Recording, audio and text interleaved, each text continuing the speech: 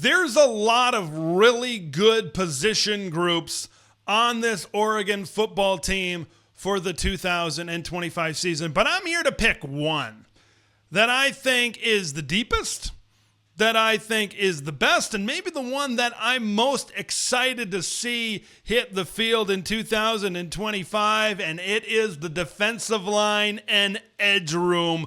I am so pumped. I am so excited to see what this room can do in 2025. You look back to 2024, and you certainly saw the progressions. You saw what Derek Harmon can do in a one-year transfer situation, someone like a Jamari Caldwell as well. You saw Mateo Uiagalelei. You saw Jordan Birch. You saw all of these guys and what they can really do, but I personally think that was just scratching the surface.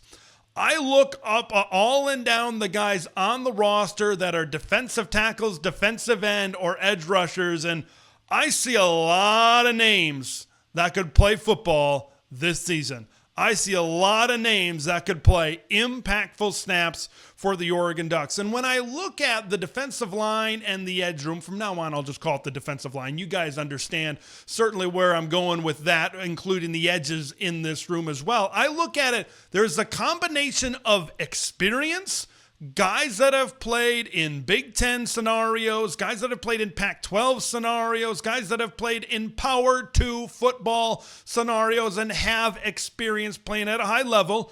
You have highly recruited young talent that has learned, been in this system, been in this scheme for at least one season. And then you have incoming young freshman players that provide a lot of potential and a lot of chances for them to learn and look at the guys ahead of them, how they practice and how they play, and set the stage for their futures, certainly in Eugene. When I start with the experience, I don't know. How about the guy that was one of the top pass rushers in the Big Ten last year as it pertains to sacks? Mateo Uiagalelei coming off of one side. He's likely going to take that Jordan Birch spot at the defensive end spot. And then you have the jack outside linebacker, Tatum Tuiota. He lines up on the line of scrimmage certainly a lot. You've got two returning players coming off the edge on both sides that combined for 16 sacks and 21 tackles for a loss last season.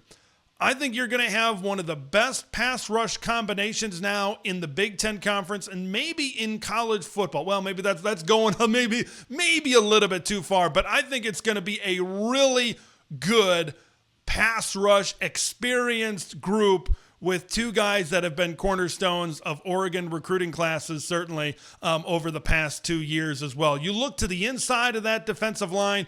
Amari Washington played in all 14 games last season. He was highly involved in that rotation, and you don't have to ask me. Go look at some other shows, some other podcasts, and look what they're saying about Amari Washington.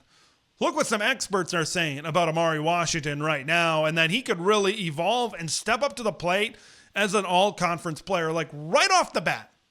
If you want to include that jack linebacker as the fourth guy in the defensive line, 3 out of the 4 spots are very solidified with experienced players that have been in the rotation and that are expected to play at a high level and an all-conference type of level in 2025.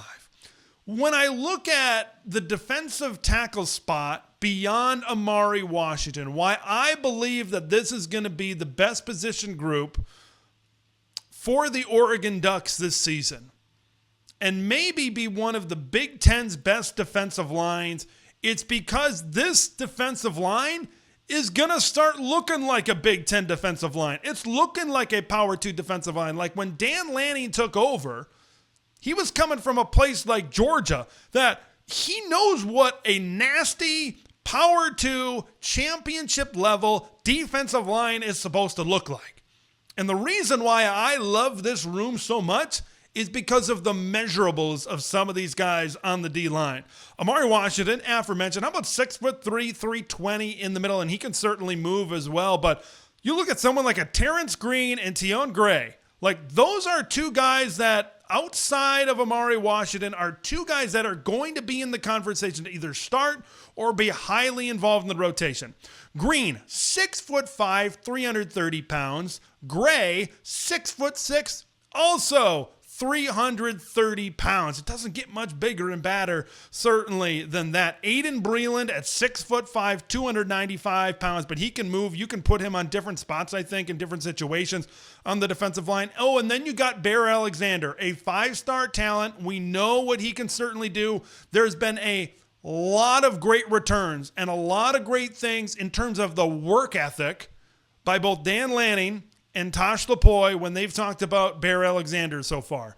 And that's been something that I've really wanted to hear about Bear. What is he doing? How late is he staying in the building?